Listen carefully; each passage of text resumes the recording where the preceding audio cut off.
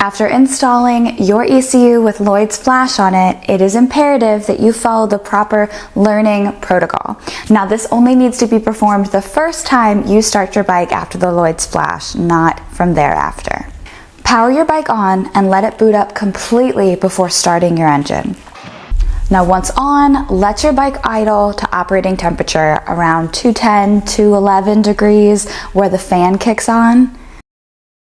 Now shut it down and wait 30 seconds before you restart it.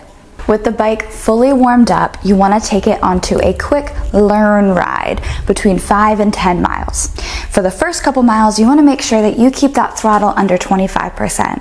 And as you go on that ride, you want to ease into higher throttle positions.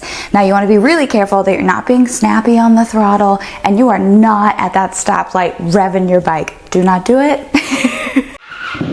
Once you're back from this ride, you're going to shut your bike down for about 30 seconds, start it back up, and you're good to go. From here on out, you can ride your bike as normal as you would like to. If you have any questions whatsoever, feel free to email our tuner Ryan at ryanc@lloydsgarage.com.